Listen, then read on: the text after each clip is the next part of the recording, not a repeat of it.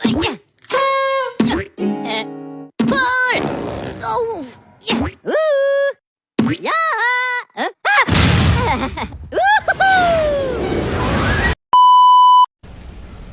Perkenalkan, nama saya Nina Nurasana Febrianingsi dengan NPM 202514500450. Perkenalkan, nama saya Nadia Syarani dengan nomor NPM 202514500379.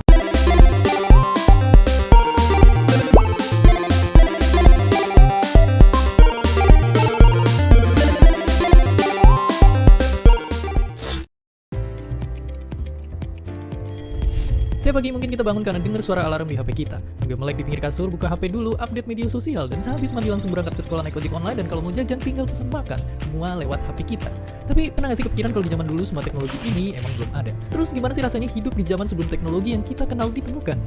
Jadi lebih enak mana hidup di zaman sekarang atau tahun 50-an? Pastinya banyak yang jawab lebih enak zaman sekarang. 70 tahun yang lalu jelas belum ada internet, belum ada YouTube, video ini, dan tentunya belum ada smartphone. Tiap pagi dibangunin sama jam waker. Kalau mau nelfon orang kita harus pakai telepon ribet yang mesti diputar. Kalau mau dengerin musik kita harus pakai alat gede ini buat mainin piring yang gak kalah gede. Berangkat pergi mesti jalan kaki, kalau jauh baru naik delman. Sungguh sangat ribet. Tapi manakah sekarang benda-benda ini? Bagaimana bisa semua hal yang ribet ini dimasukin ke HP kita yang kecil?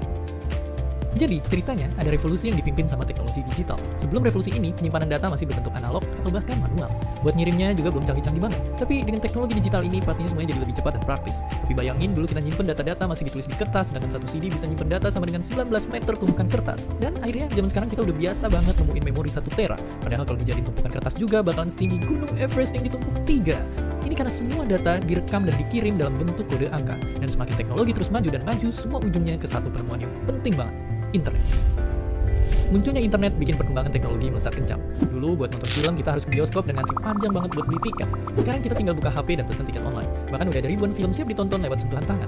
Untuk belanja dan bertransaksi kita nggak perlu lagi ke bank buat ngambil uang. Di zaman dulu pun bank itu pakai sistem barter alias nggak segampang transaksi di hari ini. Sekarang ini ibaratnya bank pun udah masuk ke HP kita. Dan karena smartphone udah bisa ngelakuin apa aja, banyak juga orang yang punya lebih dari satu. Saking banyak pengguna HP, kalau semua smartphone aktif di dunia dijejerin, barisannya bakal muterin bumi 10 kali. Sungguh sangat banyak. Jadi, kalau di sisi teknologi, emang zaman sekarang menang telak. Yang dulu perlu banyak tempat penyimpanan harus kesana kemari, atau harus nunggu lama, sekarang ada semua di HP kita. Asal jangan sampai canduan stalking sosial media mantan tiap malam, dan seperti biasa, terima kasih. Assalamualaikum warahmatullahi wabarakatuh. Hai semuanya. Kami dari kelompok 11 ingin menjelaskan tentang teknologi dan transformasi digital. Anggota kelompoknya ada saya sendiri, Nina Nurhasana Febrianingsi dengan NPM 202514500450 dan teman saya Nadia Syaharani dengan NPM 202514500379. Di sini apa aja sih yang akan kami bahas? Yang pertama ada revolusi industri 4.0 dan Making Indonesia 4.0. Yang kedua ada pemanfaatan AI, Big Data, dan juga IoT dalam bisnis. Dan yang terakhir ada kesediaan sumber daya manusia Indonesia menghadapi transformasi digital. Revolusi industri 4.0 itu apa sih? Aku jelasin sebentar ya. Revolusi industri 4.0 adalah transformasi besar di dunia industri yang mengkombinasi teknologi canggih seperti IoT, AI, Big Data, dan robotika untuk menciptakan pabrik dan proses produksi yang lebih pintar, otomatis, dan efisien. Teknologi ini memungkinkan mesin dan sistem saling terhubung dan berkomunikasi real-time sehingga produksi lebih cepat, fleksibel, dan hemat biaya sekaligus meminimalkan kesalahan dan downtime. Pengertian sederhananya, revolusi industri 4.0 itu era di mana pabrik dan bisnis pakai teknologi canggih, mesin bisa bekerja sendiri atau otomatis, dan semua sistem tersambung internet. Contoh yang sering kita lihat itu ada pabrik mobil pakai robot, ATM bisa layani nasabah 24 jam, dan aplikasi ojek online. Selanjutnya, program Making Indonesia 4.0 itu apa juga ya? Di Indonesia, Making Indonesia 4.0 adalah strategi nasional untuk mengadopsi teknologi tersebut, meningkatkan daya saing manufaktur, produktivitas, dan inovasi agar Indonesia bisa masuk 10 besar ekonomi dunia pada 2030. Fokusnya bukan cuma teknologi, tapi juga pengembangan sumber daya manusia supaya siap pakai teknologi baru ini secara optimal. Lebih singkatnya, Making Indonesia 4.0 itu adalah program pemerintah untuk meningkatkan industri Indonesia agar perusahaan Indonesia bisa bersaing dengan negara lain dan Indonesia menjadi negara industri yang maju. Hasilnya gimana ya? Dari data yang aku cari, pekerja di sektor industri naik loh dari 5,02% menjadi 5,70%. Ekonomi Indonesia target tumbuhnya juga menjadi 5% per tahun dan menambah lapangan pekerjaan sekitar 21,3 juta orang. Selanjutnya ada contoh nyata di Indonesia perusahaan yang sudah maju, itu ada Gojek dan Grab, itu ojek online pakai aplikasi. Terus ada Tokopedia, Shopee, Lazada, Blibli, itu aplikasi jual beli online. Dan juga ada Dana dan GoPay dan sebagainya, itu bisa bayar pakai HP. Dan ada juga contoh perusahaan yang sudah maju itu pabrik modern, contohnya itu PT Schneider Electric di Batam dan juga bisa pakai mesin otomatis dan internet. Selanjutnya, teknologi yang lagi hit sekarang ada 3 teknologi utama. Yang pertama, IoT atau Internet of Things. Itu adalah sensor dan perangkat terhubung memungkinkan pemantauan produksi dan logistik real time dan benda-benda bisa connect internet seperti CCTV, Smart TV, dan AC yang bisa dinyalakan dari HP. Yang kedua ada Big Data. Itu adalah data yang jumlahnya banyak banget. Contohnya itu data pengguna media sosial dan transaksi online. Dan yang terakhir ada AI atau Artificial Intelligence. Itu adalah komputer yang bisa berpikir seperti manusia. Contohnya ChatGPT, Google Assistant, dan sebagainya.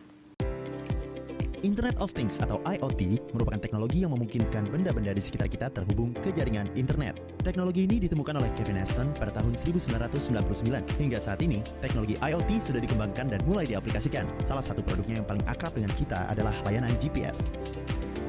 Cara kerjanya, setiap benda yang terhubung ke internet bisa diakses kapan saja dan di mana saja. Bayangkan, ketika kita meninggalkan rumah, ternyata lupa mematikan TV, kita bisa mematikan dari jarak jauh hanya dengan mengirim pesan ke rumah kita. Rumah, tolong matikan TV. Bahkan bila kita sedang dalam perjalanan dan tiba-tiba terjadi kecelakaan, CCTV di jalan raya dapat mendeteksi adanya kecelakaan lalu lintas, lalu mengirimkan informasi pada sistem dan mengabarkan pada rumah sakit terdekat untuk mengirimkan ambulans. Sementara itu, jam tangan pintar yang digunakan oleh korban kecelakaan dapat memberi informasi tentang kondisi tubuh korban dan memberi kabar pada keluarga atau kerabat terdekat. Saat ini, Indonesia sendiri sudah menerapkan IoT pada proyek-proyek Smart City di 23 kota. Ada juga startup seperti Gignesia yang menjadi wadah bagi developer IoT di Indonesia. Jadi, sangat mungkin jika suatu hari nanti di rumah kita muncul iklan-iklan dadakan, atau bahkan meme tentang curhat sama tembok bisa benar-benar terjadi. Selanjutnya, kenapa sih bisnis itu butuh teknologi ini? Jadi, pemanfaatan AI, Big Data, dan juga IoT dalam bisnis Indonesia itu mengubah cara kerja menjadi lebih pintar dan efisien. Yang pertama, AI itu bisa mengotomatisasi tugas, menganalisis data pelanggan, personalisasi layanan, dan prediksi tren untuk keputusan bisnis cepat. Yang kedua ada IoT, itu bisa menghubungkan perangkat real time untuk monitoring produksi, manajemen inventaris, dan logistik yang responsif. Dan yang terakhir Big Data, itu bisa membantu memahami pola konsumen dan pasar secara mendalam, mendukung strategi marketing dan operasional bisnis. Gabungan ini mempercepat efisiensi, inovasi, dan manajemen risiko bisnis di sektor seperti retail, manufaktur, dan fintech. Contoh nyatanya itu ada aplikasi Shopee, bisa tahu produk yang lagi laris, Gojek tahu di mana driver terdekat, dan bank bisa mendeteksi transaksi yang mencurigakan. Selanjutnya, sektor yang paling cepat bertransformasi digital di Indonesia itu ada 5. Yang pertama, perbankan dan keuangan. Digital banking dan fintech bikin transaksi lebih mudah. Yang kedua, pendidikan. Online learning dan platform digital seperti Google Classroom makin populer. Yang ketiga, kesehatan. Telemedicine dan rekam medis elektronik makin banyak dipakai. Yang keempat, transformasi dan logistik.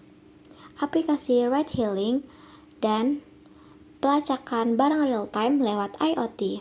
Dan yang terakhir, manufaktur, otomatisasi dan pemeliharaan prediktif pakai AI dan IoT. Bagaimana kesiapan masyarakat Indonesia? Berikut data terbaru yang didapat pada tahun 2024. Yang pertama, skor kesiapan digital yaitu 43,34 dari 100 yang tergolong masih rendah. Kedua, yang memiliki akses internet yaitu 72,78%, naik dari 69,21%, yang artinya sekitar 7 dari 10 orang Indonesia sudah dapat memakai internet. Namun, masih banyak yang belum siap memakai teknologi yang canggih. Masalah yang masih ada, tantangan utamanya itu, yang pertama, kesenjangan dalam penguasaan teknologi. Kondisi yang terjadi sekarang, sekitar 56 dari 75 orang mengalami kendala dalam menggunakan teknologi. Yang kedua, perbedaan tingkat kemampuan antar wilayah. Wilayah Jakarta lebih maju, sementara daerah lain masih tertinggal. Yang ketiga, keterampilan digital yang belum merata. Masih terdapat banyak individu yang belum menguasai teknologi digital. Solusi yang dapat dilakukan berikut adalah 4 cara untuk mengatasi masalah. Yang pertama, pelatihan, memberi kursus teknologi gratis. Yang kedua, pelayanan publik, membuat website pemerintah yang mudah. Yang ketiga, internet merata, membangun tower internet di daerah terpencil. Yang keempat, kerjasama. Kampus, perusahaan, dan pemerintah harus bekerja sama. Nah, kolaborasi kami dengan seluruh KL termasuk Kementerian Agama dan KL-KL lainnya adalah agar masyarakat khususnya, di internal KL juga semakin cakap digital di setiap kementerian dan lembaga, dan mereka menularkannya kepada pertama keluarga terdekat atau lingkungan terdekat dari mereka. Namun, upaya literasi digital mendapat tantangan besar dari perkembangan teknologi yang cepat berubah. Begitu pula modus kejahatan cyber yang selalu berkembang. Membenahi literasi keamanan digital tidak dapat dikerjakan semata oleh pemerintah. Namun, dibutuhkan kerjasama dari berbagai pihak, termasuk masyarakat umum untuk memperkaya diri dengan literasi digital. Peluang Indonesia ke depan yang membuat optimis. Pertama, ekonomi digital terus menaik. Kedua, makin banyak orang memakai internet. Ketiga, generasi muda Indonesia pintar dalam memanfaatkan dan menggunakan teknologi. Potensi besarnya yaitu 1. Menjadi pusat teknologi di Asia Tenggara. Kedua, startup Indonesia dapat go internasional. Tantangan yang harus dihadapi PR negara Indonesia. Yang pertama, orang di desa masih susah mengakses internet. Yang kedua, skill teknologi masih berkurang. Yang ketiga, persaingan dengan negara lain makin ketat. Yang harus dilakukan yaitu yang pertama, investasi pendidikan teknologi. Yang kedua, membangun infrastruktur internet. Yang ketiga, mendukung startup lokal. Kesimpulan, poin pentingnya yaitu 1. Indonesia sedang dalam proses menjadi negara digital. 2. Teknologi seperti AI, Big Data, IoT penting untuk bisnis. 3. Masih banyak PR, namun peluangnya besar. 4. Generasi kita yang akan menentukan masa depan digital kita. Pesan untuk kita, terus belajar teknologi, memanfaatkan peluang ekonomi digital, siap menjadi bagian dari Indonesia 4.0. Pemerintah Indonesia yang harus dibenahi.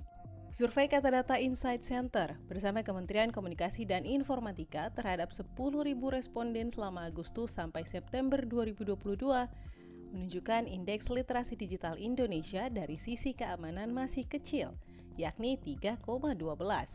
Keamanan digital menggambarkan kemampuan masyarakat dalam menjaga data pribadinya. Salah satu indikatornya yakni kesadaran menjaga kerahasiaan data pribadi dan menggunakan kata sandi yang sulit. Namun, lebih dari 60% responden menggunakan kata sandi yang sama di berbagai akun media sosial dan sebanyak 61,3% responden membagikan nomor telepon di media sosial. Indikator lain yakni kemampuan melaporkan penyalahgunaan di jejaring sosial. Namun, mayoritas atau 58,6% responden tidak melaporkan penyalahgunaan atau setidaknya membutuhkan bantuan orang lain untuk melapor. Kominfo menargetkan 50 juta masyarakat mendapatkan literasi digital hingga 2024. Hingga 2022, program ini telah menjangkau sekitar 17 juta orang. Direktur Pemberdayaan Informatika Kominfo Bonifasius Pujianto mengatakan, Kominfo melakukan kolaborasi literasi digital di 3 sektor, yakni pendidikan, pemerintah, dan komunitas. Diharapkan pemberian literasi digital di 3 sektor utama tersebut dapat menularkan kesadaran mengenai keamanan digital pada lingkungan yang lebih luas. Saatnya sudah akhir sekali.